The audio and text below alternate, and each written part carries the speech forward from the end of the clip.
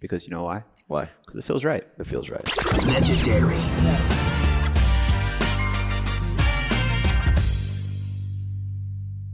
Welcome to the It Feels Right podcast. I'm Rob Nunnery alongside my co-host Adam Stone.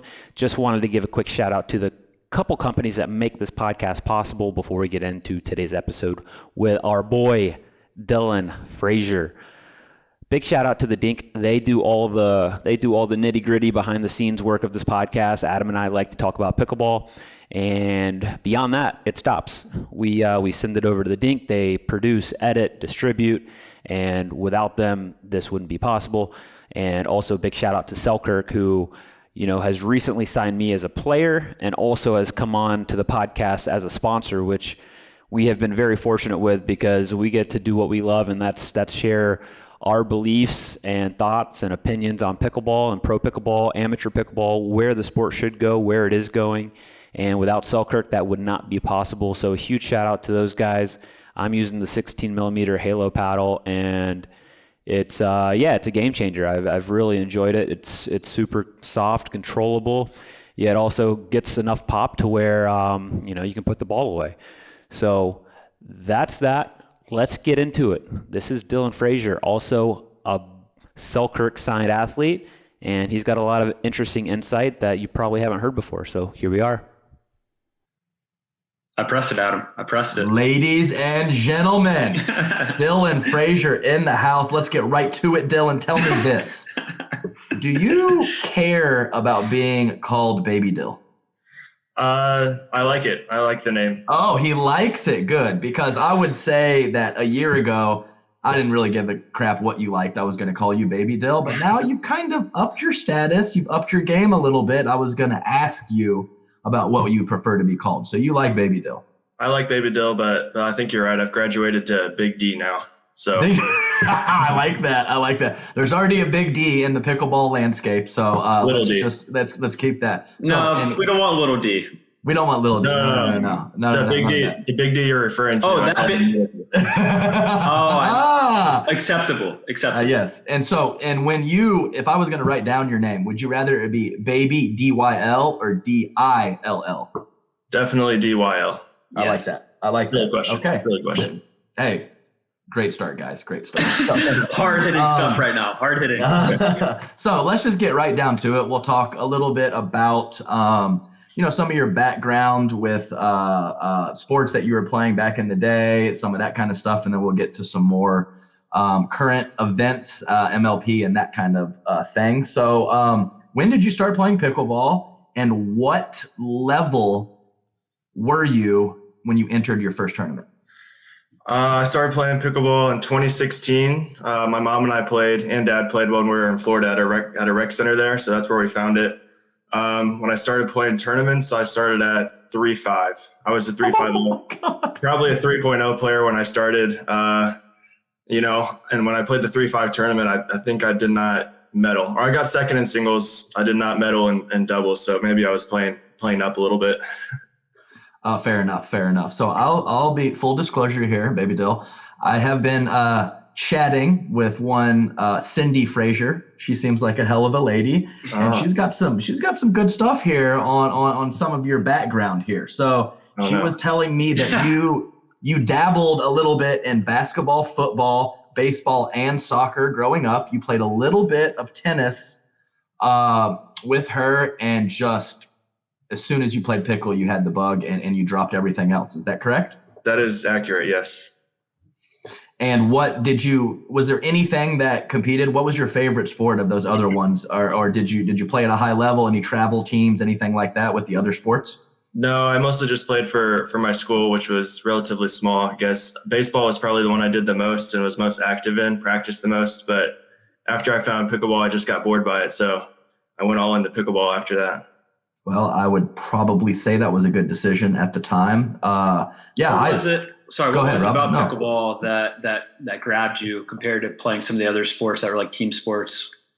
Yeah, I think one, you're just like, especially compared to baseball, you're like active in every single play, right? Like in baseball, you can go a lot of time without even fielding a ball or hitting, like you got to wait your turn a lot. Basketball, football, sometimes you got to ride the bench a little bit, but in pickleball, you're on the court, you're involved every single play.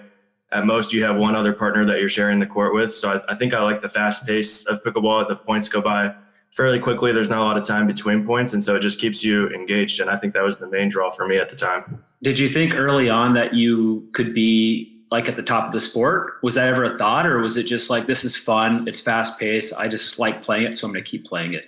Yeah. So, well, I won't lie. Like when we first played at the rec center, we played against some like of the local players there who are all like 3.0 and 3.5 level and probably all 50, 55 plus. And I was actually competing against them. So I was like, got a false sense of confidence. Like I was really proud of myself for doing really well against those players. And so when I first started playing, I'm like, okay, I think I'm pretty good at this, but I got humbled pretty quickly after playing my first tournament. But then that kind of encouraged me to like want to get better and improve. So immediately when I started playing, probably didn't think I was going to be playing like at a professional level or certainly anything like it is today. Like my first tournaments, we were playing for t-shirts and medals. Like there was no money in it. And so now it's really cool that you can go out there and you can try to make a living out of it.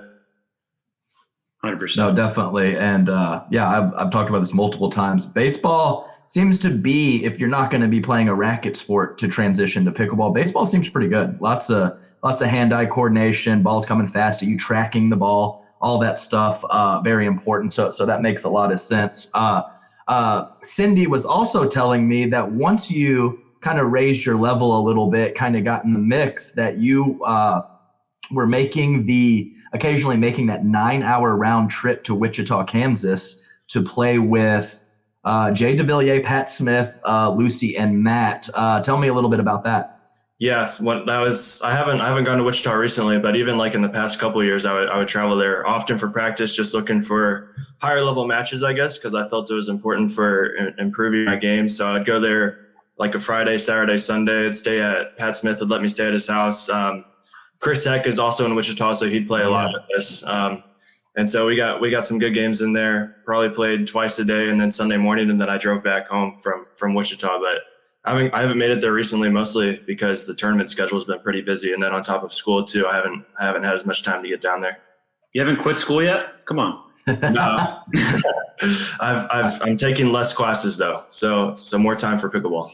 That's right. Attaboy. I got a good rapid fire question later on about that subject. But no, that's cool that it was possible that you could, obviously not close 9-hour round trip, but possible that you had a spot that you could go and get high level play. I think that's still an issue, but definitely was an issue 2, 3, 4 years ago. So to have that crew, and I actually went up there a couple times from Houston to go play in Wichita, and Jack Oxler was there at the time, and Chris Heck for sure. So pretty solid group, and obviously very talented players. And we always talk about that.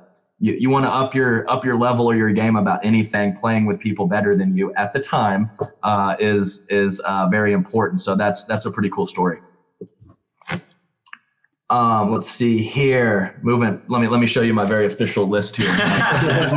This is my baby. We got a lot of markouts here. We got the baby dill questions. It's wonderful. So, what would you say your strengths and possibly some weaknesses are on the pickleball court as it stands today?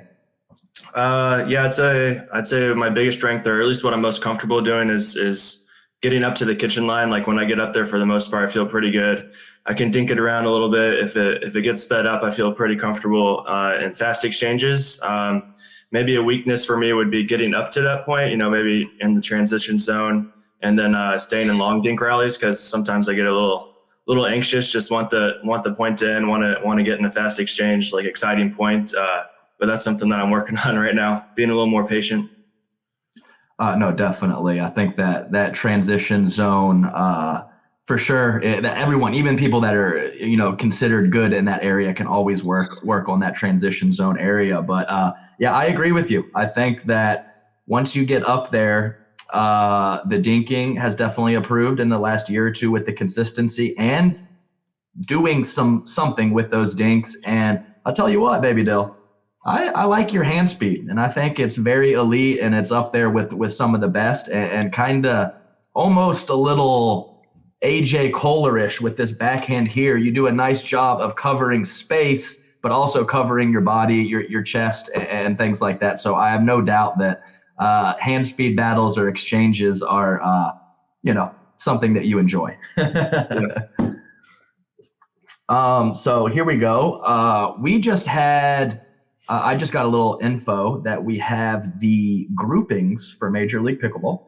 So we're going to talk a little bit about that. Some of your opponents that you'll be playing, not this upcoming weekend, but the next weekend in Mesa, Arizona. But first off, your squad, BLQK, has Andrea Coop, yourself, Federico Stacksroot, and Maggie Brasha. Tell me a little bit about your team and how you think some of the things they bring to the table and how you guys might mesh well together for this event. Yeah, I'm really excited about our team. We've actually had a couple of team practices over the past couple of months. We all played in St. Louis in December, and then Andrea and I made it to Florida to practice some with Fed in January, and we're playing pretty well together, I feel like, and we've got good chemistry, which is huge for an MLP environment. The whole team, I think, is really steady, solid. I think we have a chance to go out there and every single matchup, like, win whoever's out on the court, whereas I feel like some other teams, like, they drafted 2 really strong males or 2 really strong females. So, like, they're going to go out there looking for guaranteed wins in those 2 matches. And then the other 2 matches, they may struggle a little bit. But for our team, I feel like we're pretty well balanced and can go out there and win any given match. And if it comes down to a dream breaker, we're solid in that department too. We're actually, when Andrea was kind of beating up on Fed and I when we were playing some singles points. So I'm really excited if it goes to a dream breaker. And we have a great owner too. Like Richie's really involved and supportive of the team. So I think overall, like, it's going to be good. We're going to do well, I think, as long as we execute. I really like matching up with Federico because he can play both sides really well. When we were practicing together, he's really difficult to attack. He slides well. He dinks well. He's super steady. And at the last MLP, like, when he got on Team Queen, like, that kind of took Team Queen to the next level. They made the playoffs after he joined their team. So I think he's going to be great.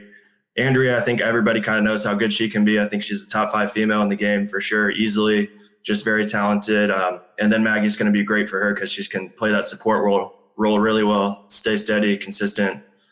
Simone and I just played Maggie and Hayden in the Mesa tournament in December, and we were very competitive with her. Like, our match was very close, and actually they were winning for probably 95% of the third game, and we kind of came back and stole it from her at the end, but she played very well. So I think our team's going to do pretty good. For sure. And we were actually the pick right before you, and we were considering the right after your last pick, and we were considering Maggie. We already had her sister. We were very, very happy SoCal Hard Eights with the Lindsay Newman pick, but definitely Maggie is solid, and I was on her team, the Jackrabbits, at the last event last year. So I definitely think that she's got some game and not too shabby at all, especially for a last pick. And also, Rob and I mentioned, you're exactly right, Dylan, that several of the teams are kind of top heavy, and then there's the more balanced teams. And I think it's going to be very interesting in MLP to see kind of the cream rise to the top. Is it going to be one of these solid throughout teams, or maybe some of the teams with a little bit more firepower, but some question marks on the bottom of the roster? So very, very exciting times, and I just can't wait for MLP. It's just going to be great. Yeah. What's your take on Dylan? What's your take on rally scoring versus traditional scoring? Just speaking of it. I like, personally, I think I like just traditional scoring better as a player, but I think I understand like the reasons why people want to move over to rally scoring. Like, if it's going to be aired on TV, it's just a little more predictable. Rally scoring, maybe a little bit easier to get sports betting involved with pickleball if we transition to rally scoring. So I'm not opposed to rally scoring at all, but like between the two, I think I enjoy traditional scoring a little bit better. Yeah, same. No, that makes sense. And people don't like to change, but I do think there is some benefits. I like the back and forth of, like, it's just like a mental battle, right? The back and forth side out grind of trying to score on your own serve. And I think that's what traditional pickleball is. Like, the advantage is to the return team. So it's fun to try to grind out points as the server. So I don't know. As a player, I definitely like traditional better, but I understand the merits of rally in terms of gambling and TV as well. Yeah, it's tough. I think it's kind of a constant battle. That's the scoring is a perfect example of traditional pickleball, what it's supposed to be, but to grow the game, some of those things we talk about the camaraderie and how open everyone was and still is to a point, and could that possibly get to a more tennis type environment? So it's just one of those things that we'll have to see if we can hold on to that side out scoring as we move forward with the sport, or if it's just going to have to change. So but yeah, I'm kind of with you. I'm okay with either way. I think they both have their merits, but we'll just have to see what happens in the next couple of years. Let's see here. Sometimes this is chicken scratch. Sometimes it's hard to read your own writing. These notes. Yeah, my own writing. Oh, okay, yes, okay. Baby Dill, I want to talk to you about a couple matches that we have played together. And one was the very first MLP. It was you and JW versus Deckel and myself. Do you remember that match at all? Yeah, a little bit. I think I remember being up a lot and then losing to you guys. It was 13-4, just in case you were wondering. Just in case you were wondering, we had a slight comeback. And actually, I think one of the biggest factors of that turnaround for us was I was dinking out wide. You were playing right with JDub, and I was playing right with Deckel, and we were dinking out wide to you, and you were just kind of lighting Deckel up a little bit. So another reason why we might need to go with him being little D. And so we started dinking a little bit more to JW and more to the middle. Do you find that some of the teams, now that you're partnered up with JDub consistently, kind of tend to play, once everyone gets to the kitchen line, play a little bit more to the middle because they're a little worried about your off the bounce forehand and JDub's out of the air backhand? Yeah, I think definitely. Let me ask you a quick question. When in the first MLP, was that rally scoring or was that like side out scoring? Side out to 15. Okay. Side out to 15. I was thinking rally scoring. I'm like, man, we blew 13-4. That's tough in rally. Yeah, right. Like, no way. But this way, we were only playing to 15. Therefore, you needed 2 points to win that match. Sorry. And I need to bring up one more match. Do you remember playing Deckel and myself at TOC in 2021 with JW? No. Where did we play? It was at Tournament of Champions, and we were on the main court, and the score was 11-2, 11-3 for Deckel and myself. So the reason that I brought up these two matches, Dylan, was one, to toot my own horn, which I like to do. And number two, I was just going to maybe set you up to talk a little bit about the last couple times that Deckel and myself played you and JW. Do you remember those matches? Yeah, I remember those a lot better than I remember. Well, good. That's a perfect comment. I just wanted to set you up a little bit because I'll tell you what, the last 9 months or a year, not only you, but JDub as well, but especially you, Dylan, I've really been impressed with your games. Some of the more consistent, more power, more offensive, the hand speed. And so I just wanted to throw out those scores and some of those matches from a year plus ago. And then a couple of the times that Deckel and I played you and JDub on the APP tour last year was pretty uncomfortable for us. So lots of respect, lots of growth for you in the last year.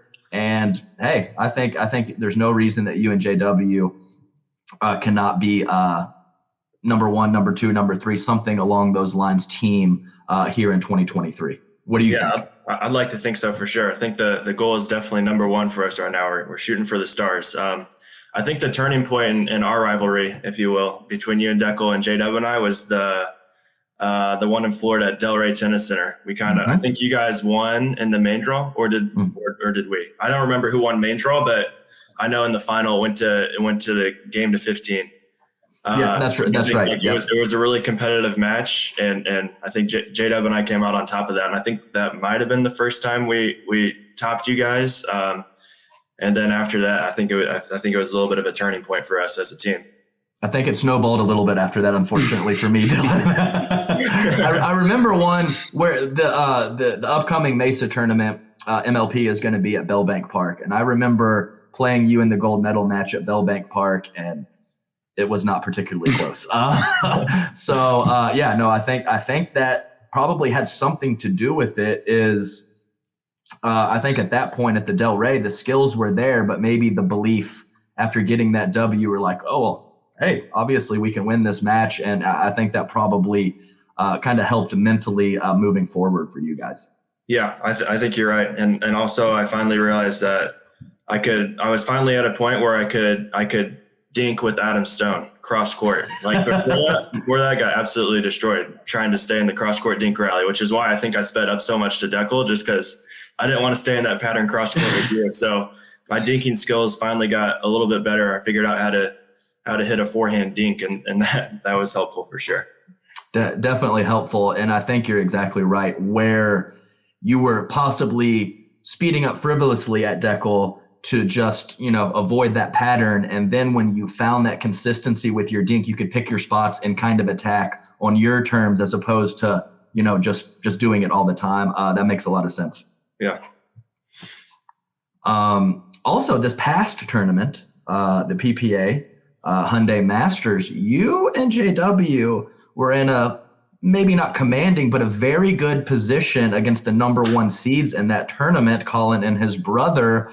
How were you feeling early on in that match? And can you put your finger on possibly something that changed that allowed that team to come back on you guys?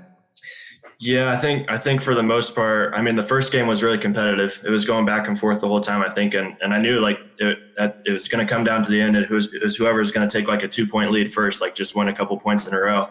And we managed to do that. In the second game, I think we went up 9-6. So we had a pretty comfortable lead for what a tight match it was. Like 3 points is kind of big.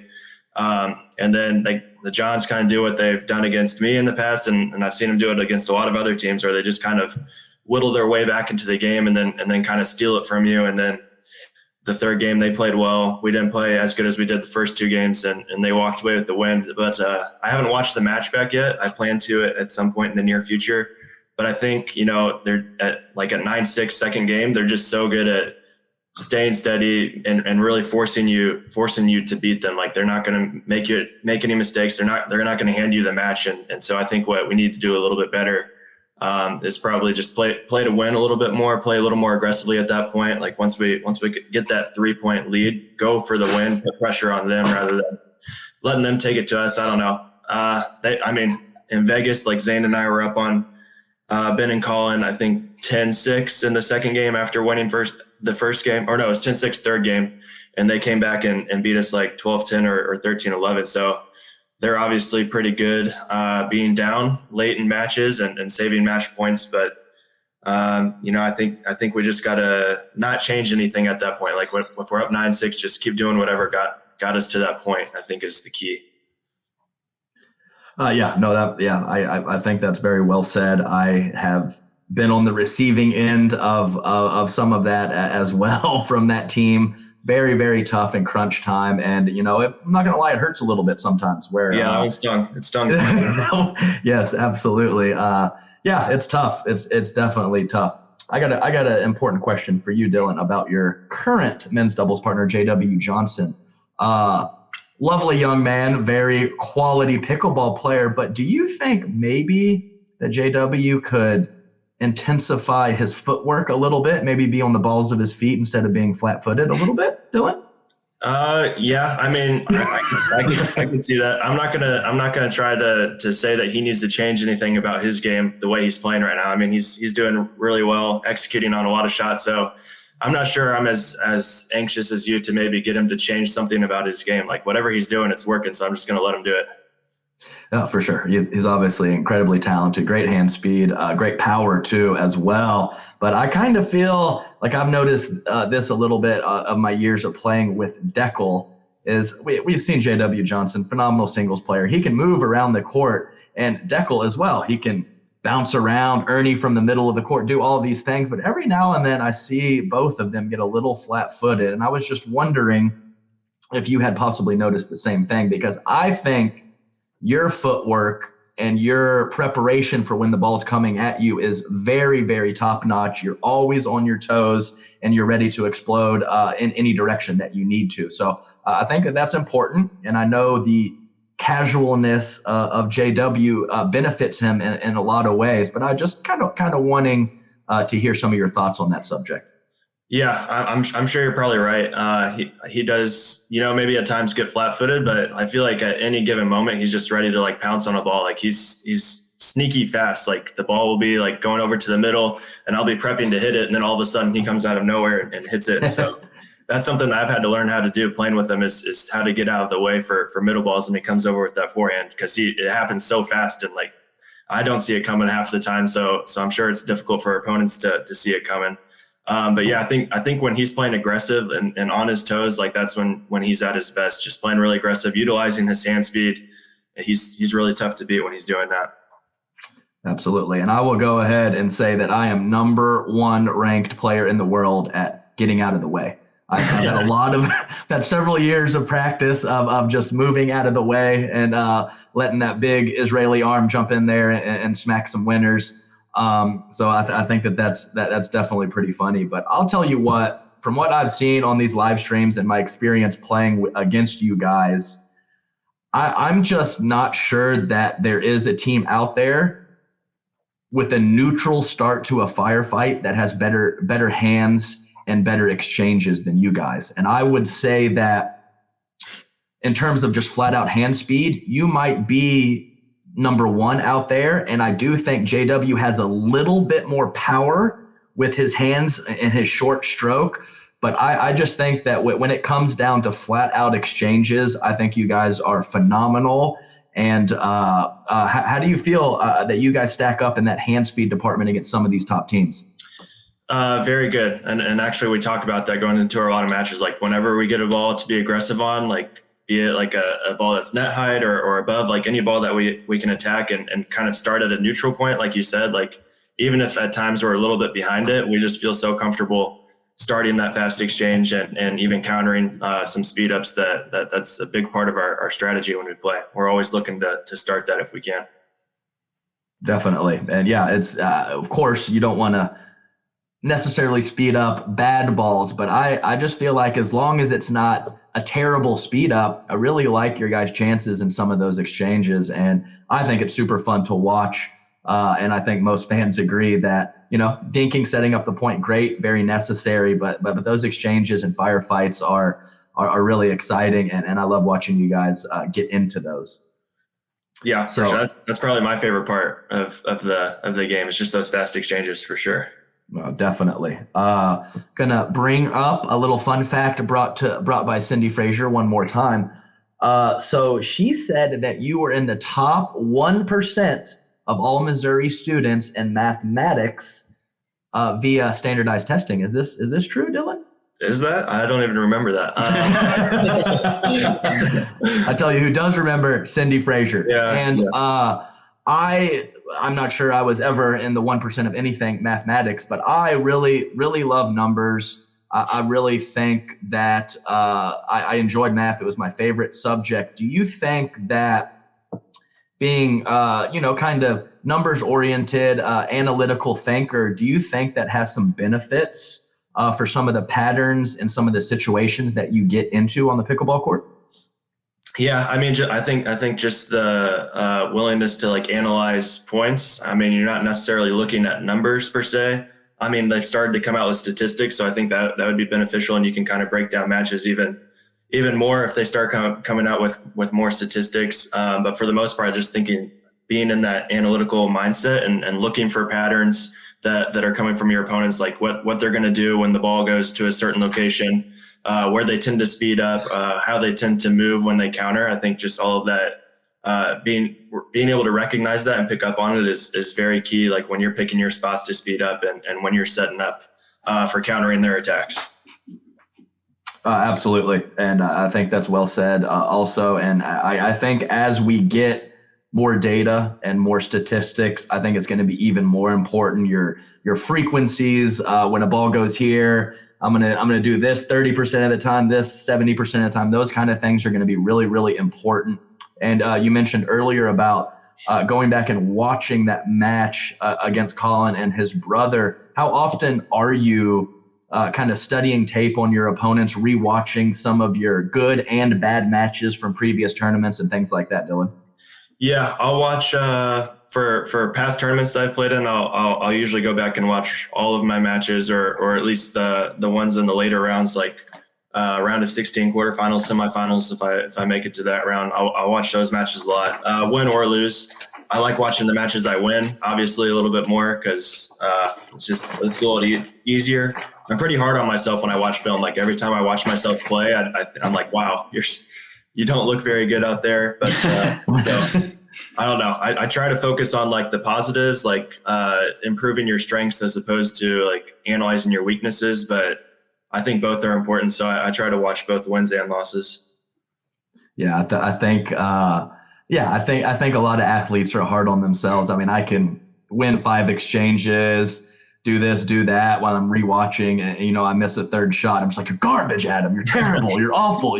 So easy to do, but I think that is important to focus on those strengths and improve those. But it does go both ways, and I think doing both is probably what you need to be doing.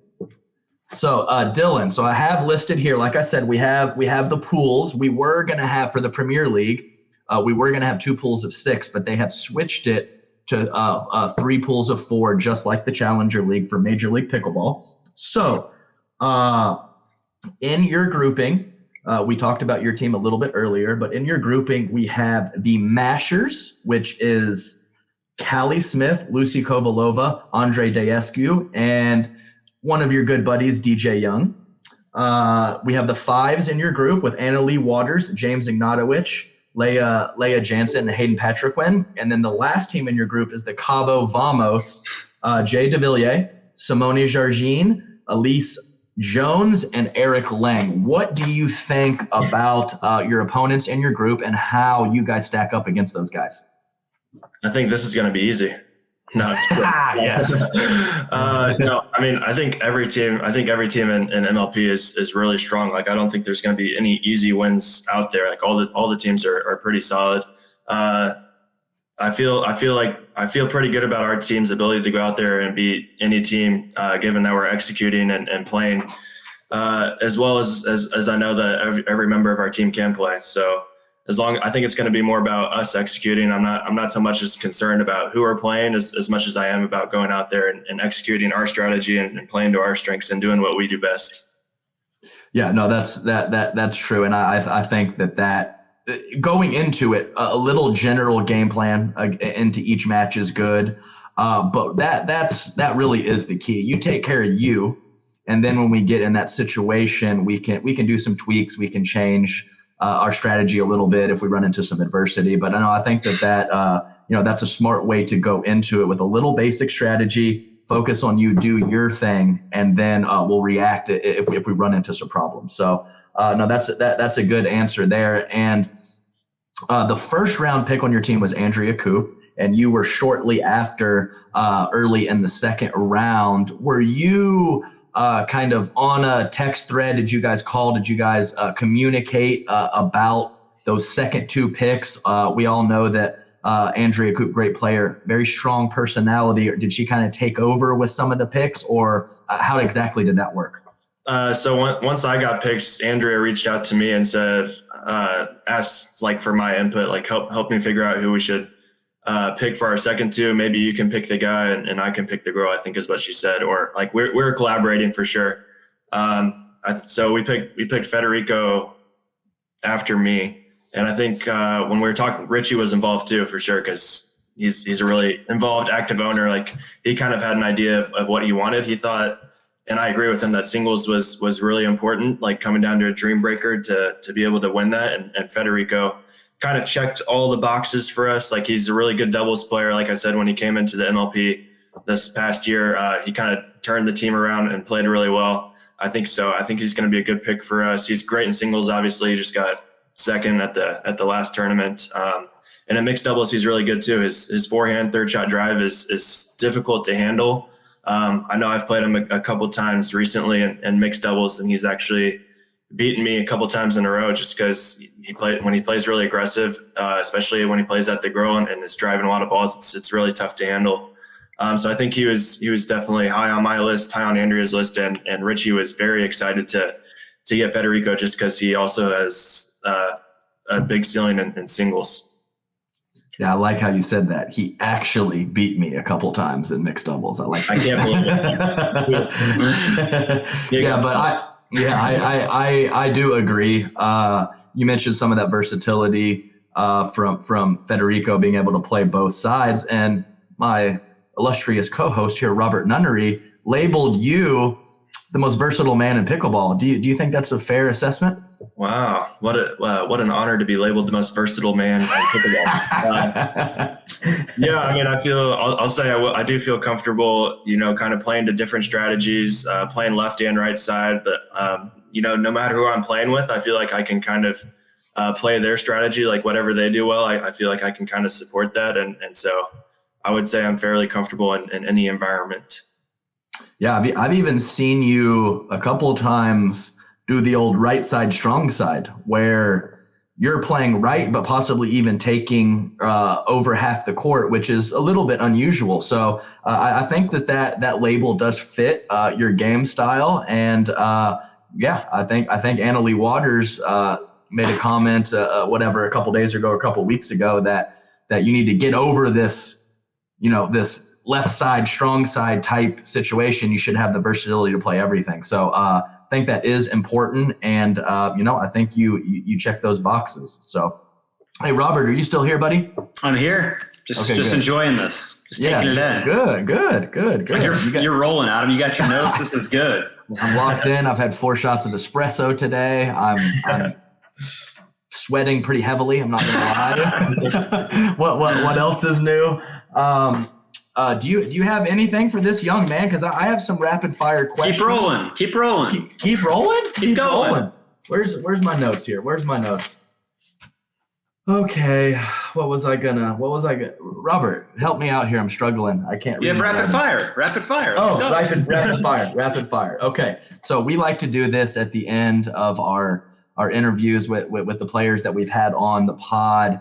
And what I'm going to do is I got about 10 rapid fire questions. You can think a little bit, but don't think too hard. I think Anna Bright hurt her brain. She couldn't give a fast answer. She had to analyze everything.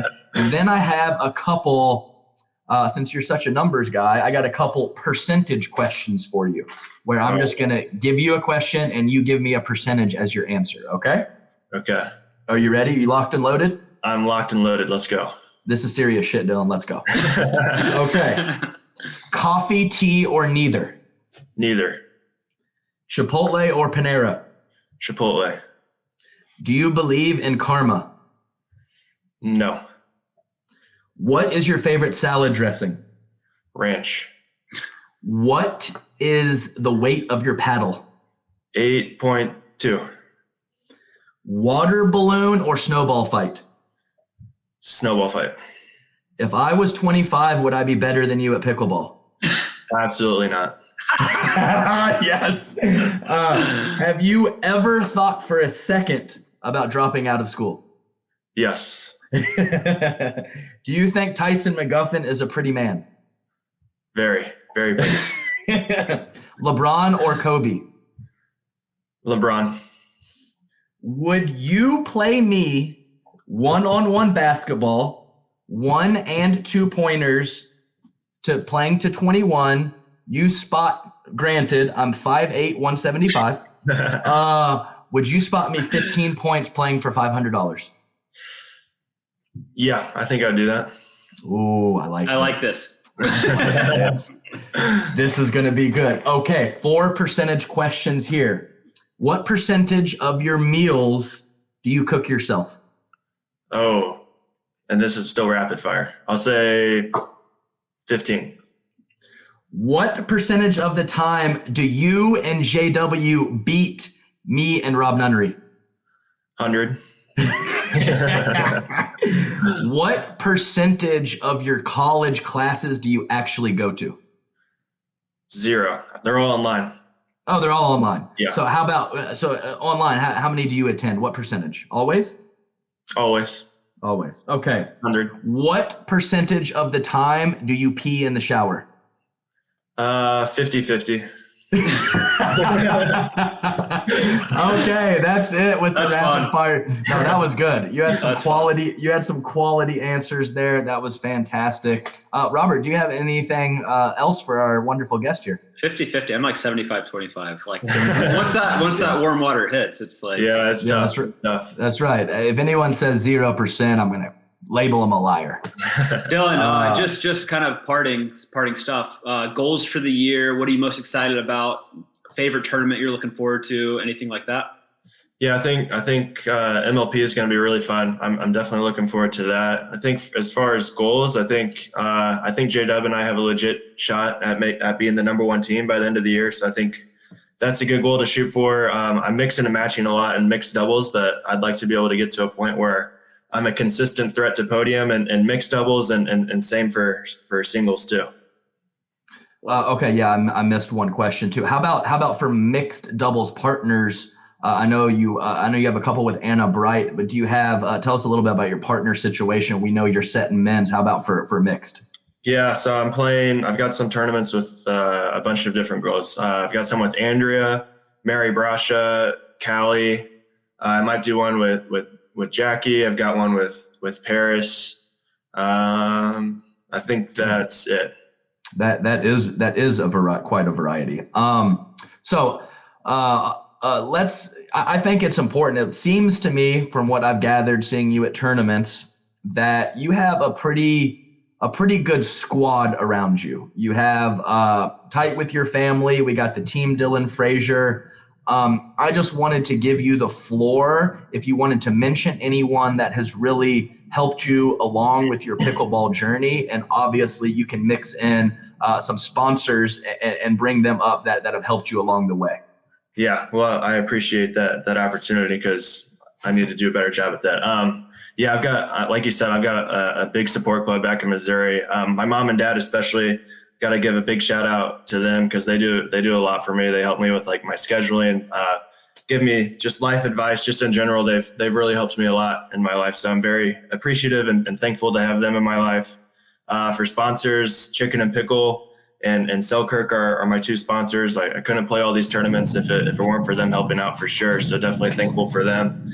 And really just anybody back in Missouri that I know. Like I have a lot of friends in St. Louis. The Show Me Pickleball Club in Missouri, got to give a shout out to them. That's the main club I play with, and the main group of players that I play with. Everybody's really nice, and I've made a lot of close friends in the pickleball community here in Missouri. So I'm just very thankful that I found pickleball and that it's a big part of my life now.